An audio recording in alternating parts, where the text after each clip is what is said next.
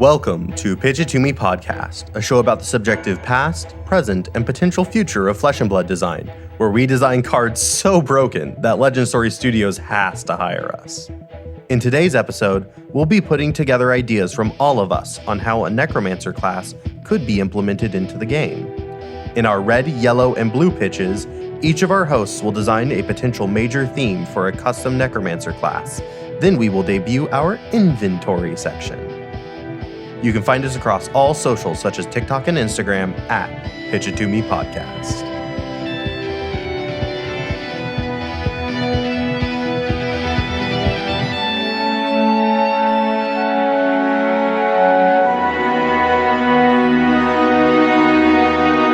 I'm Fuzzy. I'm Clark. And I'm Joel. And it's almost Halloween at the time that we're recording anyway. And I was thinking, what better way for us to celebrate the autumnal vibe? Yeah, that's its pronunciation. The autumnal vibe that permeates the air. Clark likes it when I use big words. I do love big words. Then to dream up a spooky custom class. Yeah, so we're going to be messing with our pitch structure this episode. We're still going to have our red, yellow, blue pitch, where each of us are going to take a section and talk about we've been calling them slices, these like different design ideas that make up a class. So if you think about mechanologist, especially in Bright Lights, they sort of had these three slices of like equipment, boost, and then items with crank, right? So there's all these slices. Each of us are going to design our own little slice for the Necromancer class and see where we go from there. Yeah, I like the word theme personally. Slice, theme, key mechanics. If you think about Warrior, like two of their major themes or slices would be like use of weapons, use of attack reactions, right? Playing those mind games with your opponent. And we're going to come up with some ideas for what a Necromancer class might have. Not like each of these aren't necessarily meant to stand on their own as being an entire class identity, but maybe together you can have a deep card pool of ideas to draw from to decide how you want to build a Necromancer deck. So this is all going to be our own ideas. We have no reason to believe that LSS is printing a Necromancer in the future. This is just a cool idea that I personally have always wanted to play in Flesh and Blood. A Necromancer? Are you kidding me? I'd be all about it. Yeah, me too. Like in Necromancers in video games, for instance, I found personally really boring because they focus on the same themes, and I don't really feel like it was ever executed in a like interesting way. And I think card games would be an interesting take on Necromancers as a whole, because I think most people who are in the fantasy realm or TCGs are familiar with Necromancers as a whole. Yeah. And then after these three pitches, we're going to do our first ever inventory section. What? Yeah. So the inventory section we're hoping is going to be this idea where we really try to pull together the red, yellow, and blue pitch and come up with a conclusion. It's our nice fifth paragraph of our little high school essay here on the Necromancer class. Bring it all together. Mm-hmm. And so it's going to be a little bit longer, so it's not quite an Arsenal zone. We're not talking about specific cards. Like, it just didn't make sense to give it the same term as Arsenal zone. So we're coming up with this inventory idea. Yeah, that way if you're really jazzed about any of the ideas, you can see how it all melds into one hero and make it like actually playable in Flesh and Blood. Mm-hmm. And as a reminder, everyone, whenever we do episodes with custom cards like this one, we always have a link in the description to a folder that has a document that you can read that has all the custom cards we're talking about. So if you're a little bit more of a visual reader, then you can go ahead and click the link and follow along with us. So with that being said, let's go ahead and move into our red pitch. Fuzzy, what did you come up with for our Necromancer? So one thing that I would really love to see in a Necromancer class in Flesh and Blood is this idea of playing with the graveyard, right? Oh, yeah. In Flesh and Blood, it is actually called the graveyard. I actually kind of double checked this. Like, wait, is it like technically a discard pile? No, it is like called a graveyard by like the rules text. So the Necromancer, guys, he has to be able to interact with the graveyard, right? No Necromancer would be able to stay away. Yeah, I feel like you'd always find them rooting around in the graveyard looking for stuff. Mm-hmm. And there's a lot of different ways you could do that. I'm going to be exploring it one way, but I'm very open to ideas for how a different designer might play with the graveyard, whether you're taking things out of there to play them again, playing things straight from the graveyard. I have no idea. So I've also had this other idea in the back of my head for a while now. Ever since Oldhim rotated, I've been left with this like lingering thought like, oh, where will our late game fatigue hero go? Like, I think it was really cool that you had this really defensive hero in the game in order to balance out the different play styles that exist. Yeah. And it kind of got me thinking, like, what could a fatigue hero look like if it's not going to time all the time? Oh, God, a fatigue game plan that doesn't necessarily take an hour to play. And that's where I kind of got the idea of mill. Like, if you have cards that reward you for milling both players, like, hey, you and me, we're just going to put cards in our graveyard. It's going to make this game go a lot faster. And I'm going to get benefits for it. And my late game plan is going to be like late game now. And Late game now. let's take the late out of late game. Yeah. So those are the kind of ideas that I was kind of trying to bring together in these cards. I came up with 2 different card designs. Definitely a lot more room to be explored here. But the first one I came up with, I'm calling it Obscene Chorus. Kind of like the opposite of an immaculate chorus, where a bunch of angels. Instead, you have an obscene chorus where you have maybe a building of undead voices coming together to unnerve or destroy your opponent. And it's obscene, so they're all like half naked. Sure. There are lots of different ways to be obscene, but why would zombies wear clothes? They have no reason, right? True. Exactly. So I'm imagining this as a Necromancer attack action that costs 7 by default. I know that's a lot. I'm imagining it as a common that exists in red, yellow, and blue. The red would attack for 9, the blue would attack for 7. And I know what you're thinking, Fuzzy, a 7 for 9? That sounds pretty bad.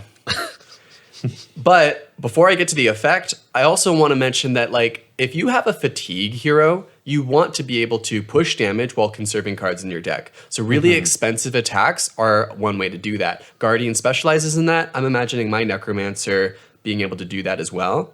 So a 7 for 9 isn't a good rate, but it has the effect of this attack costs X less, where X is the number of cards in your graveyard with the same name as this card.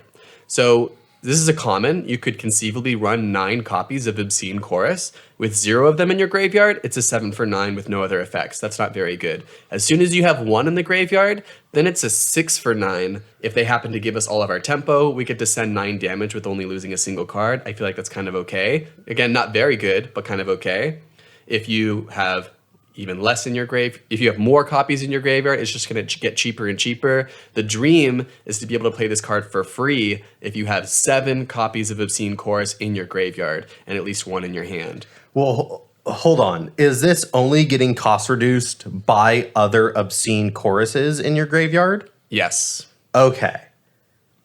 But because it's a common, you could run 9 copies, 3 red, 3 yellow, and 3 blue. That is somewhat fair. I think this card is somewhat fair. So I like it because in the beginning, it functions similar to a lot of cards that Oldhim liked before he left. He liked these 6 for 10 cards, these big like red Thunderquakes as like more of an aggro plan. And then in the late game, you've already lost a lot of your card value, and at least it doesn't have any on hits, right? I'm assuming. Yeah, no on hits here, though I will say that this works pretty stupidly with Pummel. Because you could get the super cost reduced, throw a 0 for 9, and then throw a Pummel on top of it. That would be pretty cool. You'd have to like really wait out a lot of the game, and Pummel always being a 2-block has always felt like slightly non-synergistic with late game fatigue plans that really want the high block values. But yeah, this could definitely be really good with Pummel. Yeah. And I'm also imagining the blues being very playable here, because you pitch the blues, and those are the easiest to get late game. So it's often going to be like a 0 for 7 blue, maybe, if you've already seen the other 7 copies of this card go. And you can get max value out of this card like twice. And it's pretty solid when you have like 4 of them in your graveyard, right? Where you're starting to pitch 1 card in order to swing for 9 or 8 or 7. I feel like that's, again, really solid. I feel like one thing that balances this card is the deck building restriction. It's a good card that you either have to play almost 9 of them or none of them. And in Blitz, it's a little bit shaky because you can only have 6 copies. So with Blitz, this is never going to cost less than like 2. Yeah.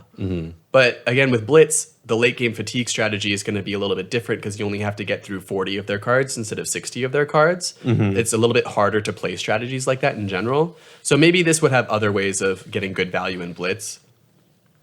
I think that constraint of not making it like this obscene Blitz deck is also favorable because we see like, I think a few of the heroes, living legend within a few seasons of Blitz, like the few that are played, because the way that how powerful they are in CC doesn't translate as well to Blitz because you have less time to make these pivot turns, recover from really bad turn exchanges, things like that. So I kind of like the fact that it's not extremely powerful in Blitz and more so a CC strategy.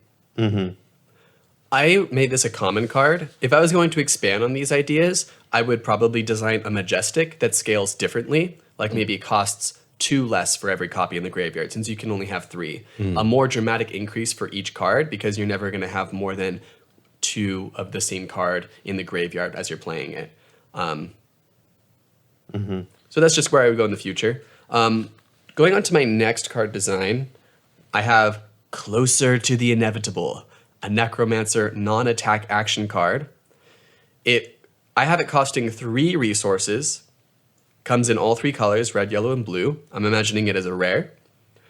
And it has the effect of you and another target hero both mill for 3 or 2 cards. And I have mill like keyworded. I think like if you're not familiar with the term, mill is a like shorthand for putting cards from your deck into your graveyard from the top. Usually you don't know what they are. So to mill 4 would mean me and my opponent both take the top 4 cards of our deck and put them into the graveyard. So in Flesh and Blood, that means your threat density is going lower, we're reaching the end of the game sooner, and a Necromancer likes to have cards in the graveyards. This is a way to either jumpstart that strategy or potentially like cinch the end game where we both have very few cards in our graveyard. I also gave it the effect of you gain life for each attack action card milled this way. I didn't like the idea of a card that just milled with no other effects because I feel like that's a big tempo hit. Maybe if it costs 0, then you could do something like that. And maybe if you have cards in the class that like benefit from being milled, like gain life when you mill them, maybe you could work it that way. But to just have one card that doesn't affect the game state at all, I think would be really risky and wouldn't be as fun to play. But this card has a chance to gain you life. If you're running a lot of attack action cards, it has a really good chance to gain you life. But I also made it cost resources because I want it to mill enough cards that it has an impact, but not gain you so much life that it feels unfair. If I made this a 0 to mill 4 and we gain life, you can't gain 8 life for no resources. Like that's very unfair. Yeah. So I made it cost 3, and I also let it block for 3. I could see an argument for it blocking less, since a lot of the life gain cards in Flesh and Blood don't block for 3. They either block for nothing, like Sigil of Solace, or 2, in the case of like Healing Bomb. I could also see this being an instant with no block value. You only get the value out of this card if you're able to play it, which then rewards you for taking that damage. Also, there's like no guarantee that you end up gaining a lot of life if we're worried about how high the life totals the gain ends up being. We can change that to attack action cards that you end up milling. And then maybe you can modulate the cost of the card a little bit more, or maybe that would allow it to have that higher block value. But yeah, this card seems fairly fair as a mill card. And I think milling an entire hand's worth of cards can have a powerful effect too. It's sacrificing tempo to accelerate the game state and hopefully gaining enough life that you get to see the end of the game anyway. Yeah, I was thinking about that too, because if it only costs 3 and you're milling 4 cards at red, it's pretty much a 3 for like 12 at that point. Yeah, if you think in like fatigue strategies, like cards in your deck can equate to about 3 life. And that may or may not be true with the Necromancer matchup, especially because you're milling your own cards as well. Sure. So perhaps that's 12 of my own potential life pool that I'm losing, as well as 12 of theirs. But presumably the idea here is that the Necromancer is going to have some way of getting value out of graveyard cards that the other hero doesn't. That still makes it more valuable. You've shown it in an offensive context with Chorus. The Obscene Chorus being cheaper, but I could very easily see it also granting defensive value. If you're running remembrances and your opponent isn't, there's that. Maybe there's an effect that shuffle cards back in from your graveyard.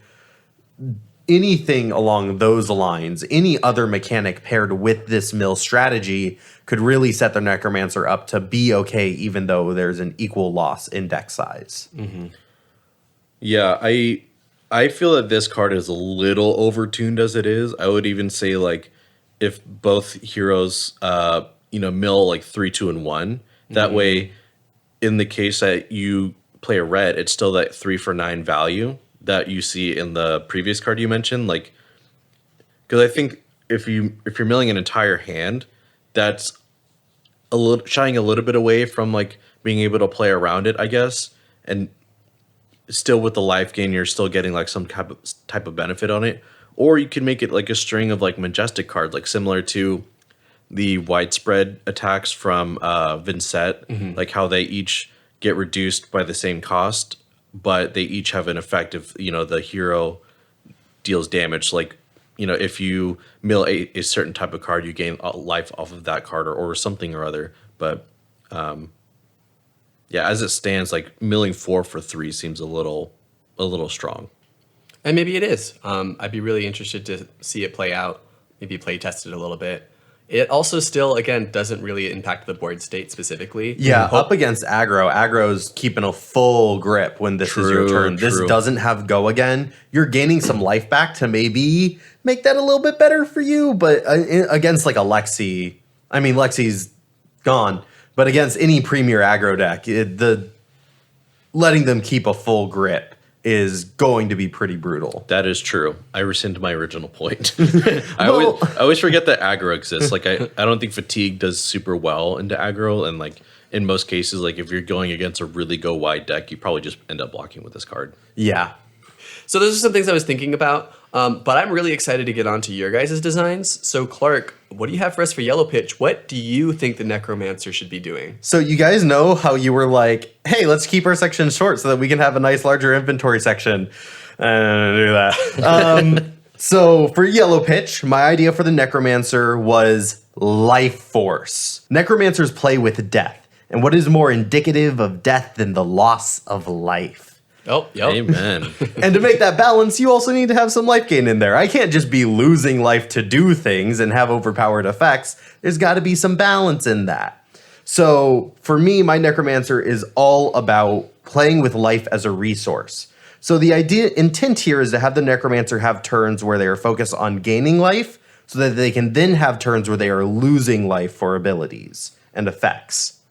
I also imagine this as them having a hero ability that would let you lose or gain life, equipment with life play built into it, like synergistic elements outside of the cards in your deck itself. Mm-hmm. So for my first card, I built the Classic Common. It's an attack action card, costs 0, 3 attack, 3 block. When this hits, gain 3 life. Awesome. So it's like a 0 for 3 attack, kind of like the stealth cards and outsiders. On hit, gain some life back. Oh, interestingly, this is a unique scaling because Yes. In your notes, Clark. Sorry to jump ahead of you. No, go for it. You've wrote that it gains 3 life on red, 1 life on blue, as opposed to like attacks for 3 on red, attacks for 3 on blue. So this is a 0 for 3 blue that you've designed. Yes. So this is a 0 for 3 blue. It has 3 power at all the colors, and what's scaling down is the life gained. So you may think, Clark, this is a little overpowered. This is a 0 for 6, right? It's a 0 cost card that can deal 3 damage and gain 3 life at red. That seems very, very strong. Only I've been realizing that the power of an on-hit is almost more relevant than what the on-hit effect actually is. The easier it is to block a card, the less valuable the on-hit actually is. You should be treating those points of value at almost half or quarter the rate because of how easy it is for other decks to block. Interesting. I kind of agree because a lot of Bravo players, or at least one that I really respect, has often said that Bravo cards are not on rate unless you can guarantee the crush effect. So the fact that it swings for a big number, okay, I'll block 6 here, and then you're dealing 3, that's it. Full stop, right? So I like this argument that because the on hit can be prevented in a like non-obscene way, right? Like just by blocking for 3, then it almost isn't as impactful as what it says on the card. Yeah, I totally agree with what you're saying, Joel. It's very balanced in the same way that like throttle or zipper hit are balanced. Yeah. Like a 1 for 5 with go again is like really strong. A 2 for 6 go again is something that like no other class really gets, you know?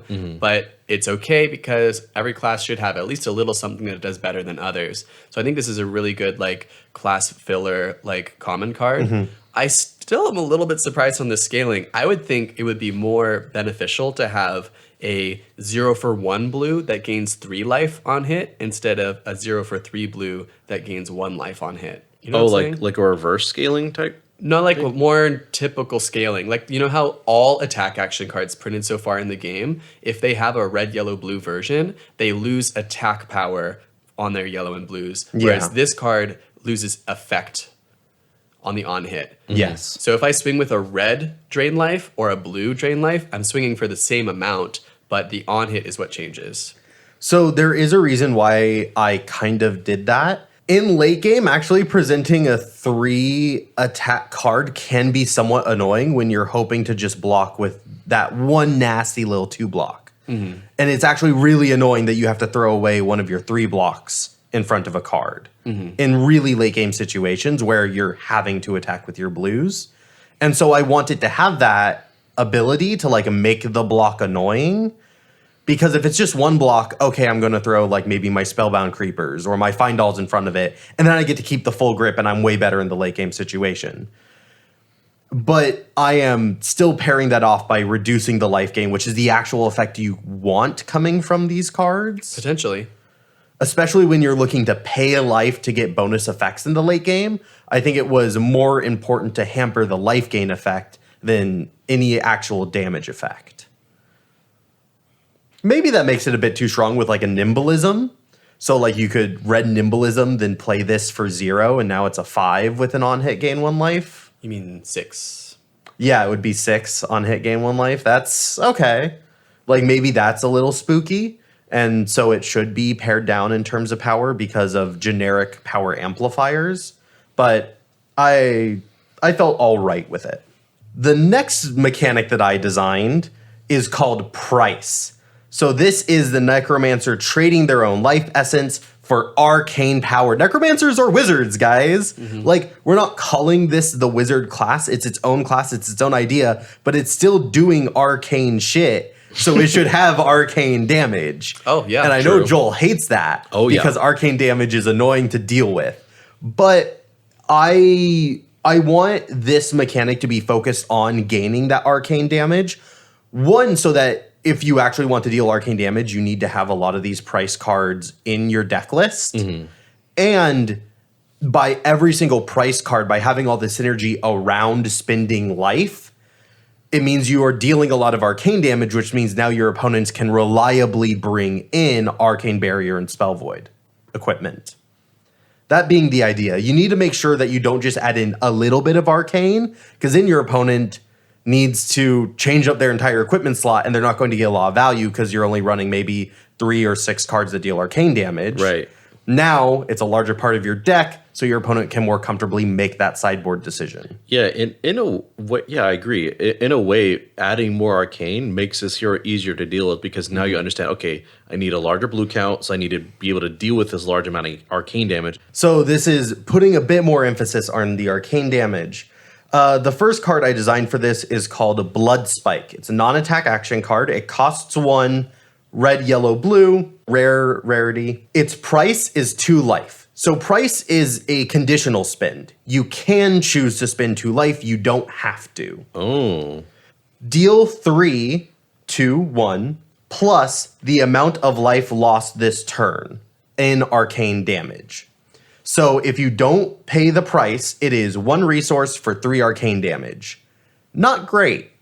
But if you do pay the price, it's 1 for 5 arcane damage. But you need to remember that you are taking that life to make that happen. And so it is slightly overcosted for that. Right. Like it's reminiscent in a way of the original like boost cards with Mechanologists. Like all of them were overstated. Like 2 for 6 go again, pretty nuts, right? 1 for 5 go again, pretty nuts. And then 0 for 4 go again there's usually some type of extra cost. It's in Mechanologist, it's more cards from deck. In Mechanologist, it's more cards from deck. And in this case, if you're paying life, then it should be overstated, right? Because you don't want to be pinging yourself over the course of the game and not getting the same point value in the damage you're threatening as well. Yeah. So this is, yes, you're presenting things above rate, but you are actually weakening yourself in the process. And the more damage you take from price, the more life you are losing on your offensive abilities, the less you're going to be able to do that. Right. Right? As your life total gets lower and lower, and as you get closer and closer to late game, that price effect is looking a lot scarier, especially when you can get damage dealt to you on your turn.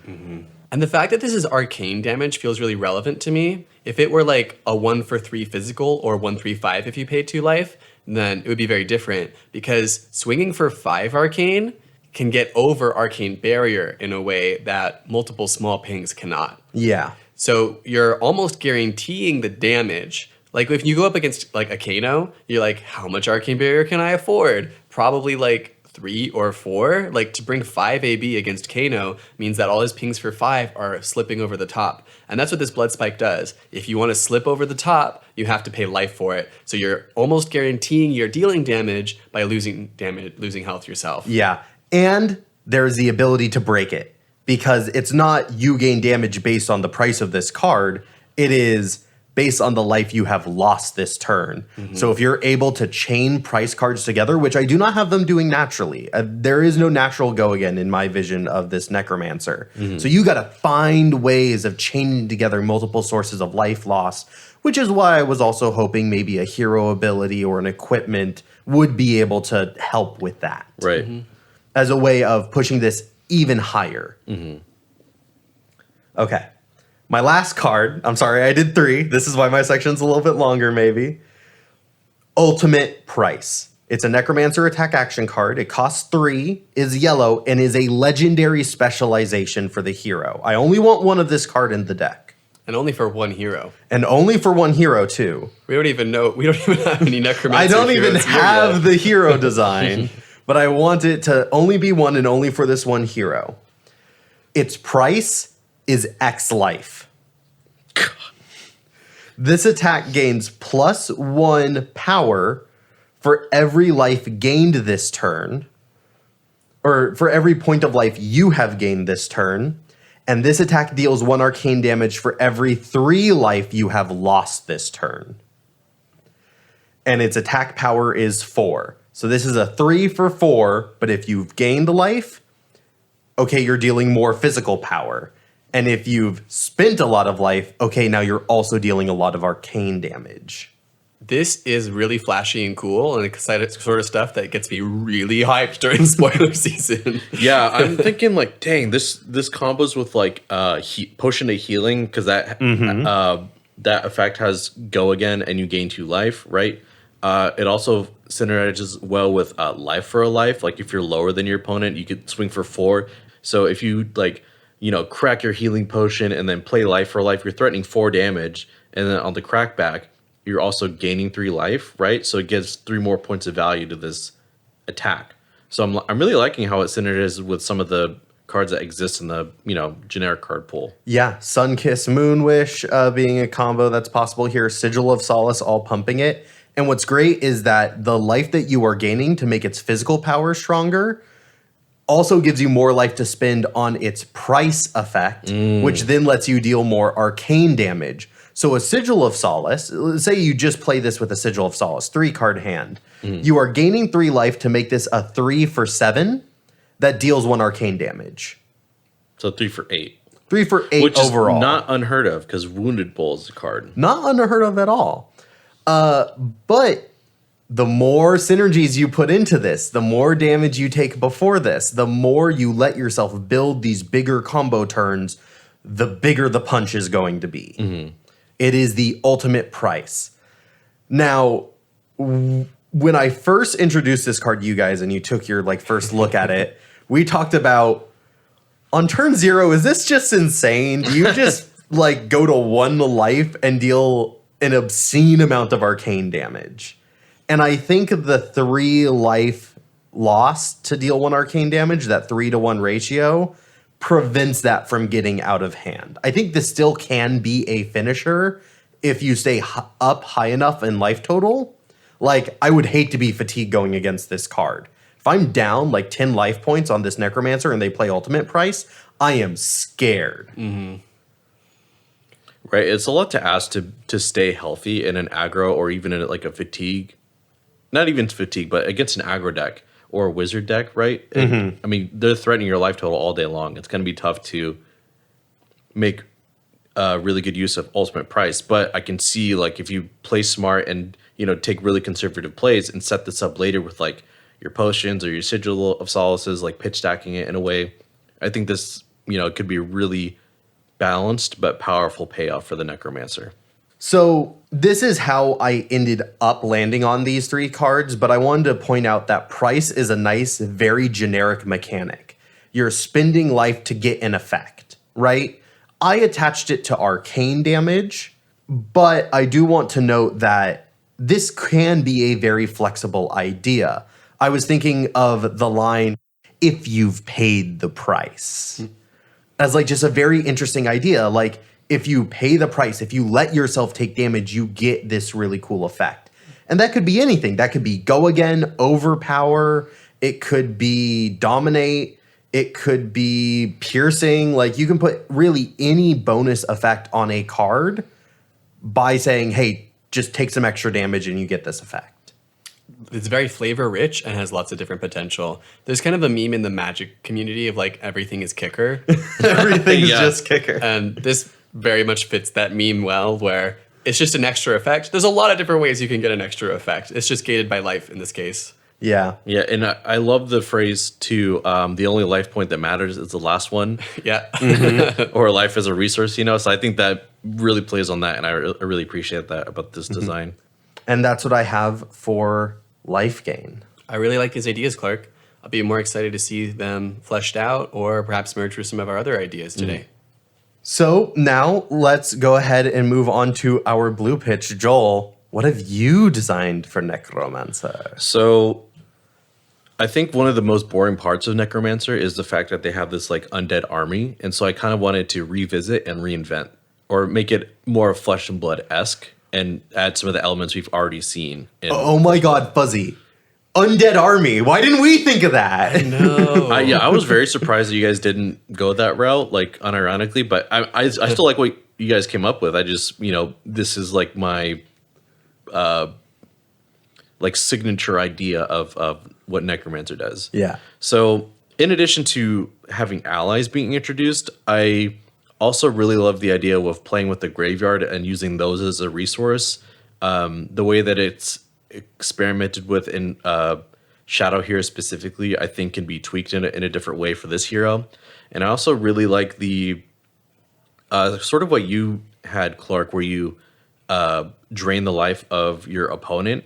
And I like the idea of siphoning strength from your opponent, like using their own strength against them. So we're going to get into like how a Necromancer can absorb or manipulate the strength of their enemies to use it against them, right? I'm so excited for this.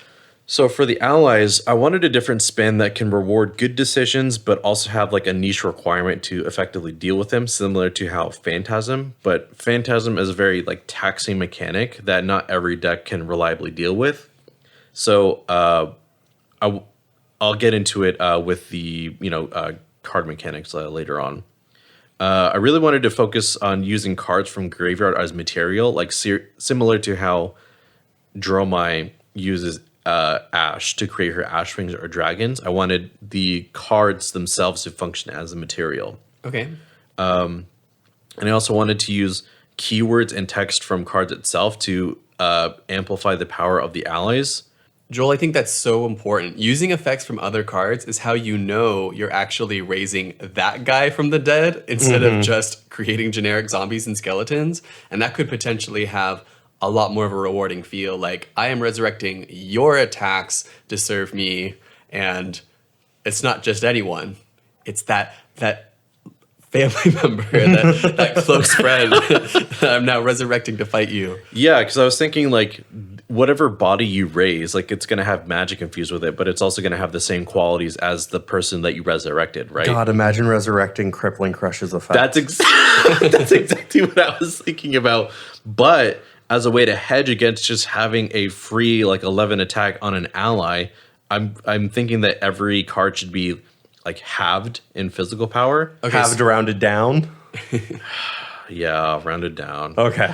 so you want like the power of the allies to be based on the attacks that you're resurrecting? Exactly. Right. And it's 1-to-1. Can you stack them? Can you like banish multiple things, get multiple effects? Oh, that's a great question, Clark. Let's let Joel. I'm waiting with bated breath as well. So I'll just get into my hero ability now, because is going to give good context, I think. So the hero I was imagining has the ability: all cards absorbed by skeletons have material. And material says, while this is under a permanent, that permanent gains all that card text, power is halved, and gains Spectre. And Spectre is a new keyword that I want to be able to use to deal with allies. And it says, when this is defended by a card with greater defense than your power, destroy that card and close the combat chain. That's kind of like the Benji needle, right? Exactly. That's another inspiration I had was Phantasm, but I wanted to reverse it. And so if I'm attacking for a 3, for instance, if you block with something that's 4 defense, then my ally will die at the end of turn. And close the combat chain, doesn't go again, things like that. So with this new keyword Spectre that you're talking about, I'm like really intrigued by it. When it's defended by more defense than the card has power, it's destroyed. Is that meant to stack? Like, if I block with 2 cards, could I block for like 6 and destroy something with 5 power? Or is that how you were imagining the mechanic? That's interesting. And the way that I have the other cards designed so far interact with it in a way where the allies have relatively low power. Like, for instance, if I'm doing Snatch under a zombie or a skeleton, it would be 2 power. So if you block with a 3, it would die, right? Sure. But I wouldn't want it in a way where you stack like 2 or 3 cards under one skeleton and it being like 9, because then there's no feasible way for you to destroy it. Well, that's what I'm saying. If you block with multiple cards, could all of their defense together destroy the zombie? Oh, I think that would be a good pivot from what I originally designed, because then like... So I do want to note here what you were saying with the Snatch example. Every deck has 3 blocks, just about.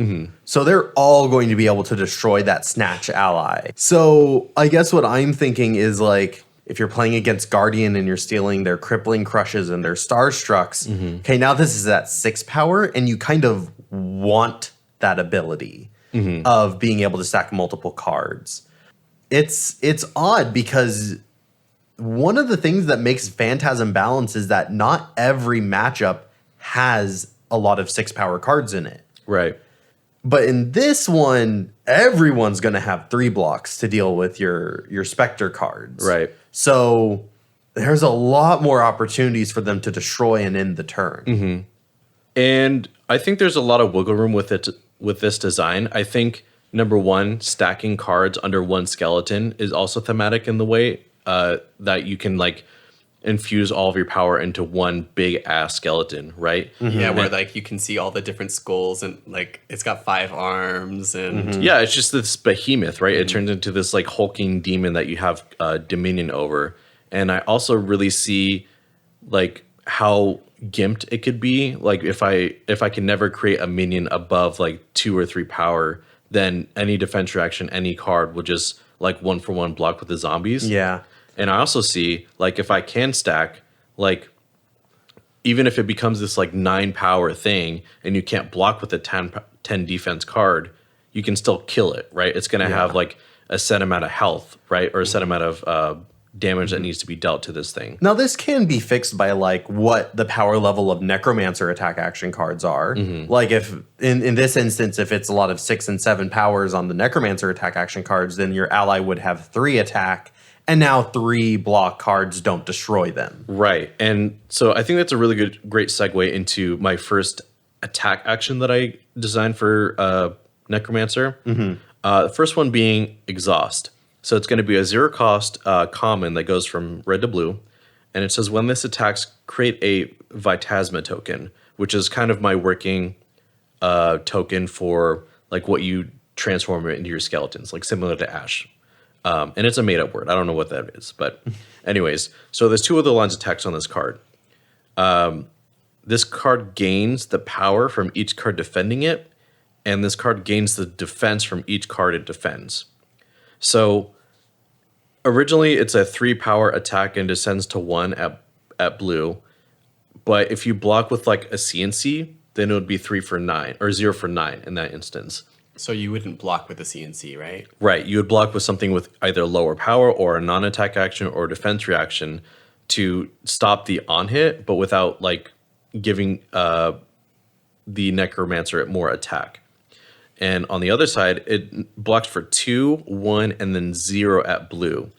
So if it blocks, like, say, for instance, a CNC, it would be a block for 5 because it would get the block value from the CNC. And then at blue, whatever it defends, it would get like 2 or 3 max. Mm-hmm.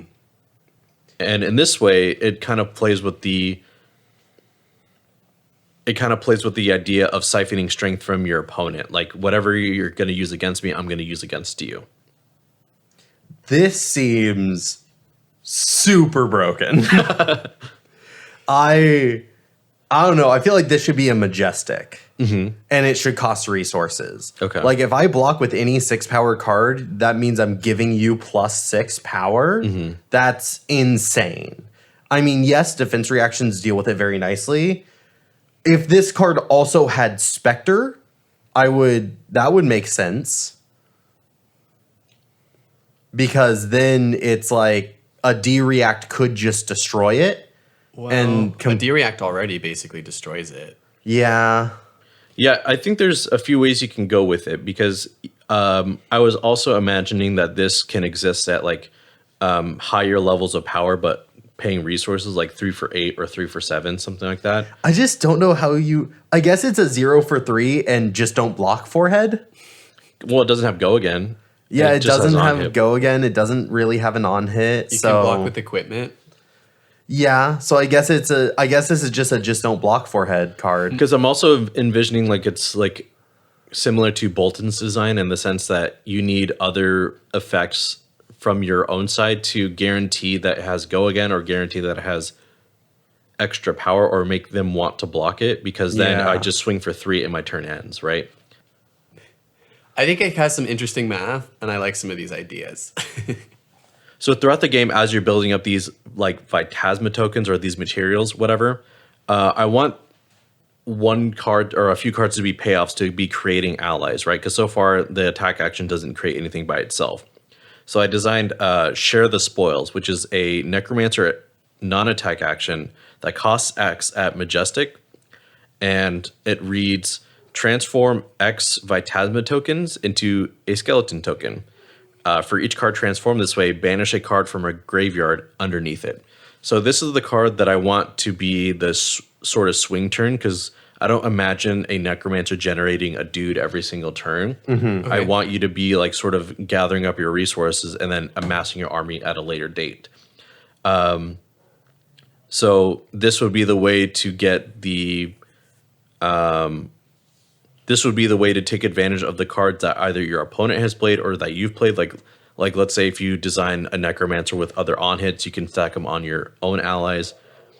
Or if you're going against a particularly aggressive or like disruptive hero, then you can use their own effects against them. The same way that like a Necromancer would I'm thinking like a Necromancer raids a village with people from that village. Oh, yeah. Right? So that's kind of what I was envisioning with this card.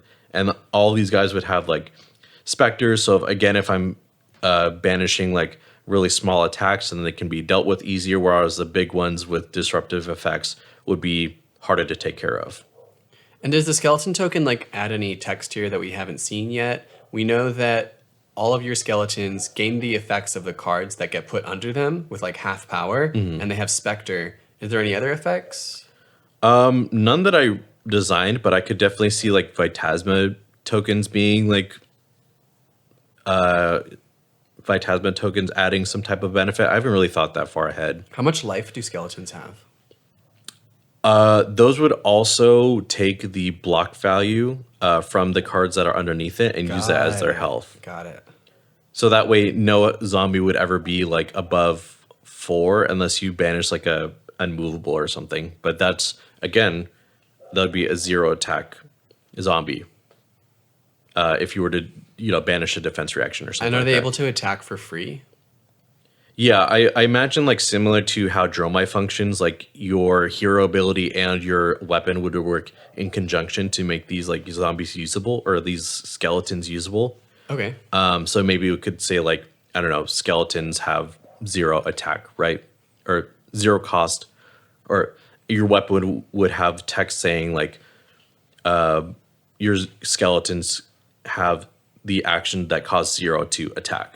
That'd be pretty badass too, like a staff of command that commands the undead. Yeah, that's exactly what I was thinking. Like a staff that we can use to control your skeleton army in a way. Mm-hmm. I really love this idea of taking keywords from graveyards. I think it's not just extremely fun in a 1v1 context, but a multiplayer context too. Oh, yeah. Mm-hmm. And I feel like you have balanced it in a way that feels somewhat fair with half the attack power rounded down. Really feels like each ally that you create is kind of very specifically tailor-made and can be more easily. And, yeah, there are some really high power ones, but then you can just kill it by attacking it like you would any other ally. Right. Which is perfectly fine. I would like to see something where you just get a nice big pile of keywords onto one ally. Maybe something how our shadow heroes all have the ability to summon like our nice 666 allies, right? Yeah. So I'd like to see something like that, and then every time it attacks, you get to banish something underneath it, but you only get the keywords, not the power, just the card text. So you can get multiple crush effects under it. You could get multiple on hits. You could get multiple sources to go again wouldn't do anything for you, but just sort of the idea of you just get to kind of create your own little mechanoid, but it's a little zombie guy. Yeah, this like gargantuan idiot that just has a bunch of on hits stacked. And again, they can still kill it and destroy it, but if they let it sit there, you'll just every turn it gets a little bit more going on. I was reminded of Han has this Magic Commander deck, Marisil the Pretender, and it just has all the activated abilities of everything in Graveyard, or everything that's been exiled with its hero ability. And so I would just love something like that, something that's just a big mass of keywords. Its stats stay the same, but just all the little keywords. That I love that design too of that specific commander. So I'm really glad you brought that up because I think that could really go well into a Necromancer hero and have it be like really flavorful and like the idea of pooling all of these resources that you've gathered from your opponent. I think this is like a really cool payoff that you can do. Yeah. Joel, thank you so much for that blue pitch. It's like, how can we say that we have a Necromancer class without undead allies? Exactly. It's essential. And you know what? That's a great transition for us to move into our inventory section where we start talking about how do we pull all of these ideas now together? Playing with a life force, milling into graveyard, or this undead strategy. How can we bring all of these ideas together? And I already see a clear one right away. Go ahead. Mill and playing with graveyard to make allies. Okay. I think it is match made in heaven, our red and our blue pitch here. Can you imagine like an attack action card that's like, when this ally hits, and you're like, this isn't an ally, but it can be resurrected like into a skeleton to get like a bonus effect. Like that could be kind of cool. Yeah. Or Fuzzy, you have this really cool thing of like everything with the name of this card in graveyard gains an effect.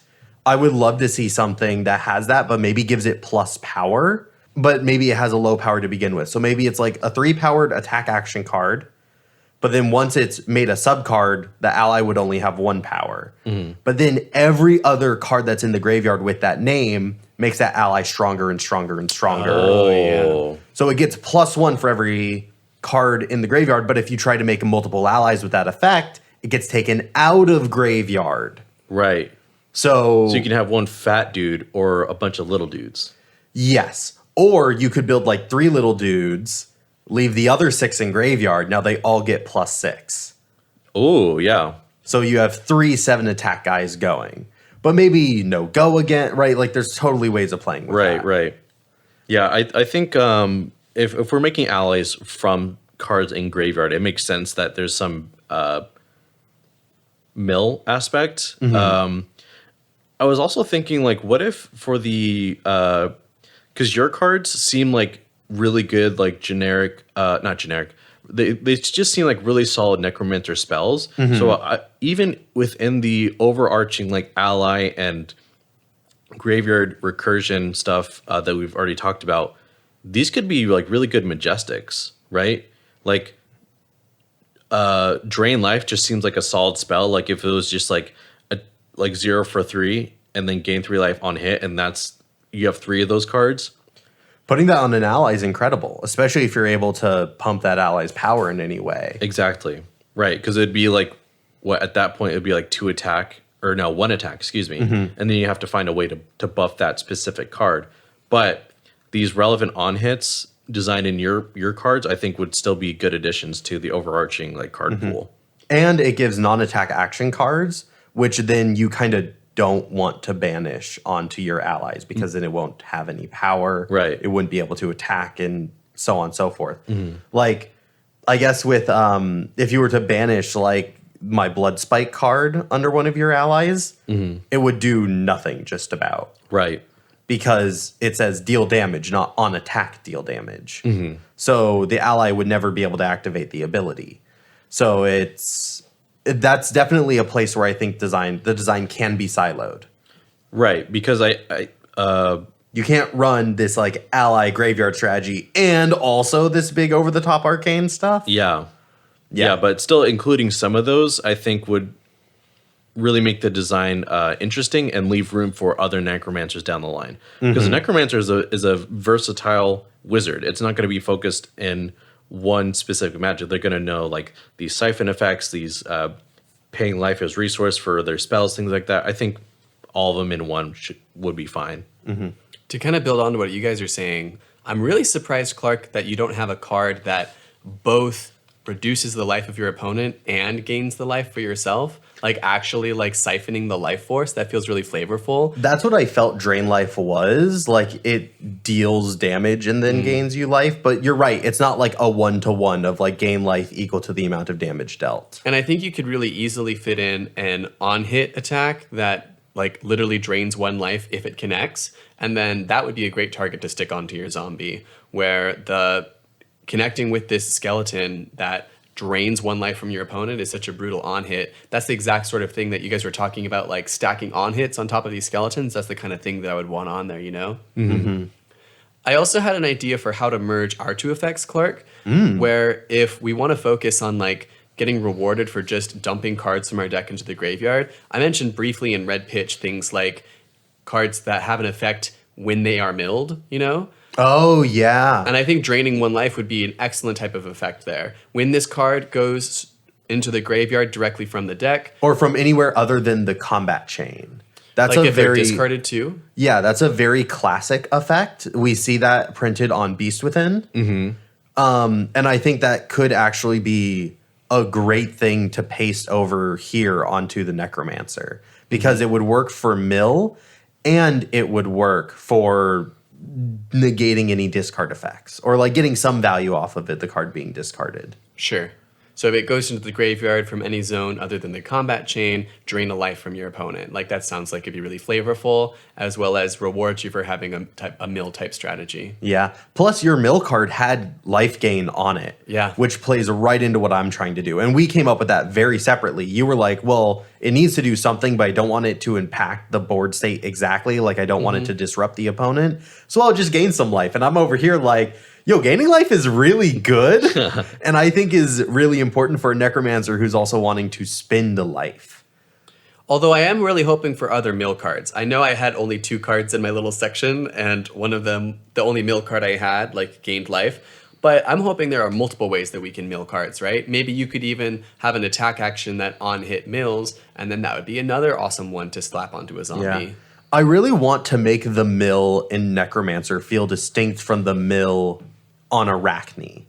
Yeah. I think having both players always mill would kind of be the difference there. Yeah. And going to graveyard instead of banish is another big distinction, where there are some times where your opponent will actually be benefited slightly from having cards go into their graveyard. Like, say it's Ranger and they're holding onto their Codex of Frailty going, I don't have any targets. Well, you will after you get milled. And that's always like the classic risk for mill, right? Going back to like at least Magic the Gathering or even like Yu-Gi-Oh! Mill is often a benefit until you run out of cards in your deck and you're dead, right? So I think that would make it very distinct, just going to graveyard instead of banish, but also like if it's always both players that get milled, that would also help it feel distinct from Arachne. And if this particular hero gets really good, that means Levia would be insane. I'm just kidding. I just wanted to throw in Levia. There's a Levia reference. No, like I think it's important to mention hero matchups. Sure. Because that is something that they take into account. Like when they built the Phantasm mechanic, I'm pretty sure they were going, Guardian's gonna fucking love this shit. Guardian's gonna love having just nothing but Phantasm staring at them from across the board. And then just giving 1 or 2 tools of how to deal with that. Yeah. Yeah, I look at Necromancer and how it would interact with the field. Like if we have like, you know, these mill cards, how an aggro deck would interact with it, and these life gain, these life siphon effects from Clark's section, how they would interact with the game. And I think overall, like it would have a really bad matchup in aggro, but these longer mid-range matchups, I think it would excel at. And there's probably a pivot you can make against aggro to focus more on allies, because if aggro deck isn't blocking, then these zombies or skeletons probably have free reign, so they're not really impacted as well. But, you know, every deck, like you said, Clark, has 3 blocks, so there's still a way to deal with it with this like reverse Phantasm effect. What do you guys think about, because all of us were sort of talking about Go Again not being an inherent part of Necromancer, and we're trying to find a way, but all of us were also like, but if you get Go Again, like you get, like it gets a lot stronger. Right. It's very nice. What do you guys think about a hero ability that is lose 2 life, your next Necromancer action card gains Go Again? I like that a lot, actually.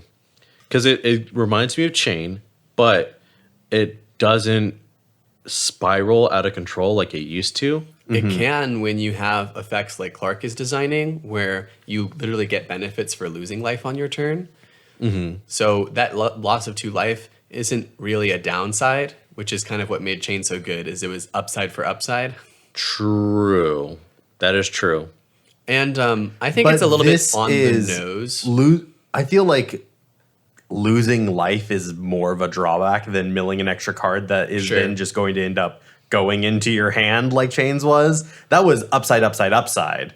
This does still have a downside tacked onto it. It's like upside, downside, upside. Yeah. And that downside is in there. It's important to know. I think that could be a really nice, like, basic intuitive hero ability for a class that has a lot of interesting things going on, where lots of characters do not have to worry about their graveyards and what goes into it, or even getting to the end of their deck, or screwing around with allies. These are complicated mechanics inherently, so having a simple hero ability could be really nice. Yeah, I agree with what Fuzzy said. We want a simple hero power because it's a lot of complicated designs all up in one. And so giving these attacks that don't normally have Go Again with the price that you pay, synergizing with the rest of your deck, but only triggering on 1, so you maybe get like maybe 2 attacks a turn. And late game, this effect probably has like no text, right? Because you don't want to be paying 2 life. Losing life is really rough. Exactly, especially if you're trying to fatigue and it's like really down to the wire. You're probably not using this effect very often, so it's more like a early to mid game start to like kind of establish yourself, build a board, and then kind of capitalize in other ways besides this hero power. Whereas Chain, if you're building Soul Shackles, you probably have like 3 or 4 turns of really great, impactful turns because you're getting like 8-9 card hands, and then you're done because you fatigue yourself. So it's a little bit different in a good way, I think. Mm-hmm. It could definitely work. And it's something that is very general, so it would work for all three of our ideas because everyone can use Go again. Do we think one hero could encapsulate all three of these strategies? I don't think it has to. Like, if we've just seen like LSS print 3 heroes in the same class in Bright Lights, so I could easily see 2 heroes doing a lot of these things, you know? Mm-hmm. I think mill and allies, especially the ally design that you've done. I really love the ally design that you've done here, Joel. Thank you. I think it can be finagled a lot. Like, I'm thinking maybe let the allies have set powers and they just gain the keywords of what they banish. Yeah. But I still think it's just so I think fun. I think it could even be like, you invoke cards similar to how Dromai does it, but in a different way where you have to have like cards in graveyard as targets instead of materials. Like, there's a lot of wiggle room for this design, and I think many people would have different suggestions as to how to encapsulate the theme of Necromancers as a whole. Also, just making another ally hero means that LSS is once again promoted in printing things that get to deal with allies. Yeah. And giving that to other classes, giving it in generic.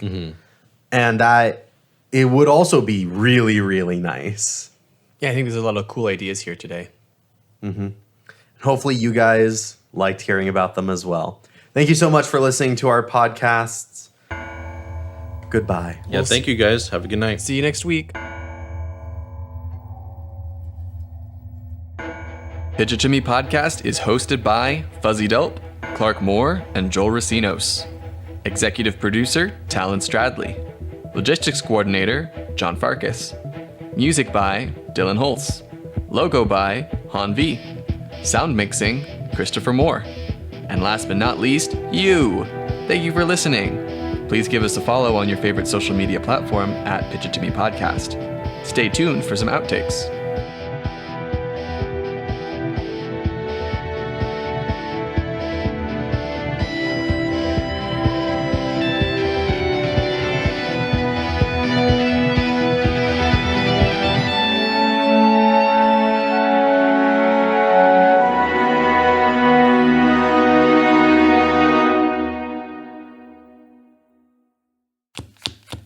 Then we will debut our inventory section. You could really hear the sparkle emoji. Sparkle and the nails even. Is this why people say I sound gay? Inventory I think you just have more flair than most people, and that's nothing to be ashamed about. I do.